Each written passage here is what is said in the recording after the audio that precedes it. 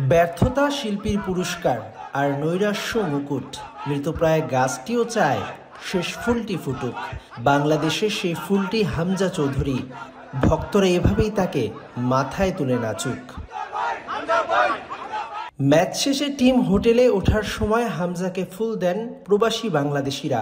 ঘণ্টা চারেক বিশ্রামের পর এয়ারপোর্টের উদ্দেশ্যে যাত্রা। থাইল্যান্ডে ট্রানজিট শেষ করে দেশে ফিরবেন আজ দুপুরে। 15তে 4:30টার সময় হোটেল থেকে বের হবো, কারণ আমাদের ফ্লাইট হলো 7টার সময়। ট্রানজিট আছে তো সবকিছু মিলে দেখা যাচ্ছে যে দুপুর 2:30টার সময় আমরা ঢাকায় পৌঁছাচ্ছি।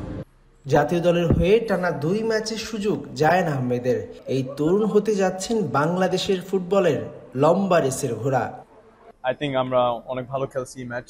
We competed, we got the draw, but yes, I think everyone's a little sad যে আমরা কোয়ালিফাই করতে। না, I mean কোচও বলছে যে yes, আমরা আমাদের নিজের ক্লাবে যাচ্ছি এখন খেলতে, বাট যে ন্যাশনাল টিমের ট্যাকটিক্স ওইটা মাইন্ডসেটে রাখো, বিকজ আমাদের খেলার বেশিক্ষণ নাই। ড্র করার পর বাফুফে সভাপতি তাবিদ আওয়াল দলকে কল দিয়েছেন। যেটুকু প্রেসিডেন্ট বলছে যে আমাদেরকে, আমরা যেহেতু খেলেছি, ভালো খেলেছি, ওনার থেকে উনি যতটুকু অভিনন্দন বার্তা বা যেটা বলা দরকার প্লেয়ারদেরকে বলেছে, এবং আমাদেরকে এই জিনিসটাকে ধরে রাখার জন্য যা যা করার জন্য দরকার উনি সেগুলা আমাদেরকে ইন্সপায়ার করেছে। তবে টিম বাসের কোথাও দেখা যায়নি কোচ ক্যাবরেরাকে।